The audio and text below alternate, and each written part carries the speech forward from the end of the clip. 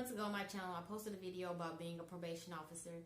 Some people had questions. I got a few in the comment section, so I wanted to make an updated video just to answer those things. And if you do have some questions after this video, please leave them in the comment section because I will be reading all of them. And don't be disrespectful, because there were like 1 or 2 disrespectful comments. I'm like, really? Really? Out of the 2 subscribers that I got, this, okay, anyway. Please continue watching the video and let's get to it. So I'm looking down, I have my notebook here. First question, is it dangerous? To me, it is dangerous to a certain extent. As a PO, you always want to use caution when you're dealing with your defendants. You never know what these people, what they have on their mind. They come in your office, they may have had a bad day, and you just the face that they have to see. And of course, nobody wants to see their PO. But always be respectful. You got to give respect to get respect. We all know that. Like, let's keep it real. But we do have a leg up because these people are out in society every day. They could be your neighbor. They could be your lawyer. They could be your teacher. They could be the man at the grocery store.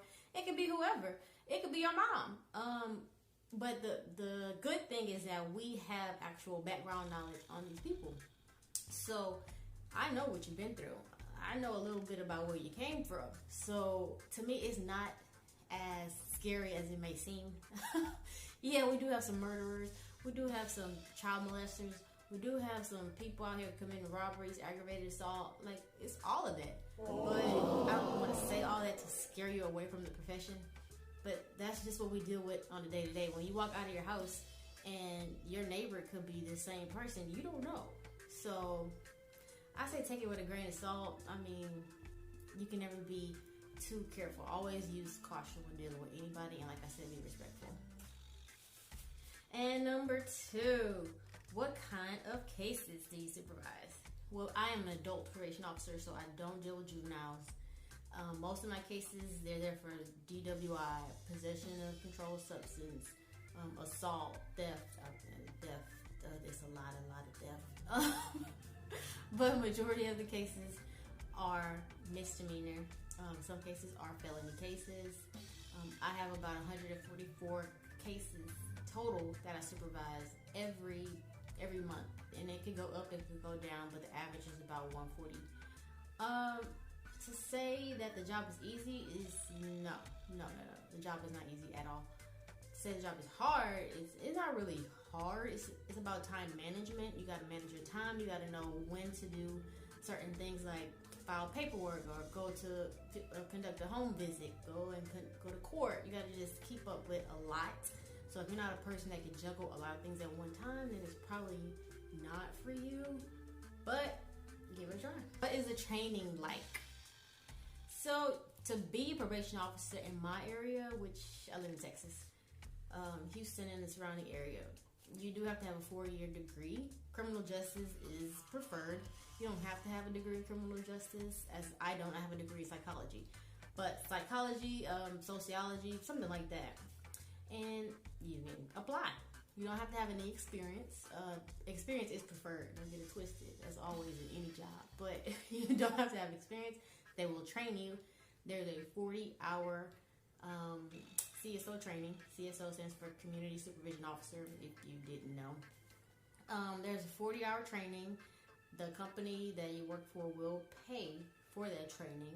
And once you become a certified CSO, then you can work just about anywhere.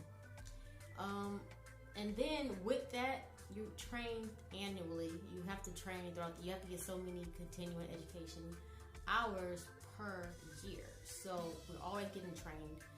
You have to do safety training. You have to do active shooter training. If you're in an area where you are carrying a firearm, you have to train for that.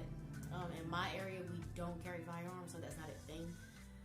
Of course, I have my own personal firearm, but yeah, that's neither here nor there. But we do a lot of training. It's not just a one-stop shop. You're going to train in the beginning of the year, you're going to train in the middle of the year, you're going to train in the end of the year. We're just constantly training. Do you enjoy it? Okay. For the most part, yeah, I do enjoy it. There are some days that I don't enjoy. I think the thing that I like the least about it is the paperwork. There's so much paperwork that goes into it. Like, these are people's lives that we're dealing with. So if you messed up on your paperwork, that's a legal document. You can screw up somebody's life. You can say, oh, I want them to stay on probation for an extra 12 months. And on your paperwork, you put 24 months. Like, this, and the judge signs off on that. That's a legal document. That's yeah, you don't want to make mistakes like that. So you got to be very careful with the paperwork. That's probably like the worst part of it. What I like the most is going to court. The court process is very interesting. You get to see it from the very beginning all the way to the very end where they're sitting in your office. So you get to see somebody get sentenced to probation. You get to see them actually go to court so the judge can check on them to see how they're doing, all the way to if they were to violate the probation, all the way to a revocation hearing. We do go to court for revocation hearings. We have to testify. I actually testified for the first time, I think, was it 2 months ago? 2 months ago. So if you want a story time on my first time testifying in a revocation hearing, leave me a comment. That was scary. But anyways, that's probably the thing I enjoy most is court. I'll say the worst part of being a PO is the lack of community resources. These people that come to the office who've been in trouble, most of the time they're doing these things because they don't have another way to support themselves, to support their families, or they have drug habits. A lot of them have drug habits, or they're alcoholics, and the community resources that we have available in our area is very limited. So we have so many people who need help, and there's like very, very limited resources to help all of these people. It's not to say that they don't want to be better. Sometimes they do really want to be better, and we just don't have the resources to help them. That is like the most aggravating part to me. But other than that, it's cool. Oh, let me not forget, we are always the bad guys. So even if you could be the most funny, the most caring, the most outgoing PO there is, these people are still going to blame you for everything.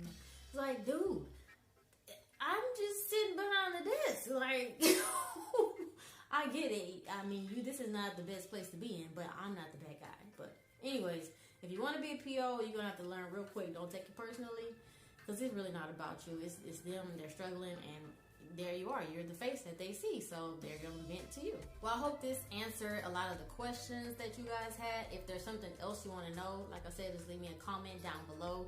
But I am going to film another video about the 3 different parts of the job, because not only do we sit in the office day to day, talk to people, but we also have to go to court, like I mentioned, and then we also conduct home visits or field visits. So that's a whole nother situation. So I will film a video about those 3 things, just so you can get a little bit more information, just in case you are considering this field. But as always, stay safe, y'all.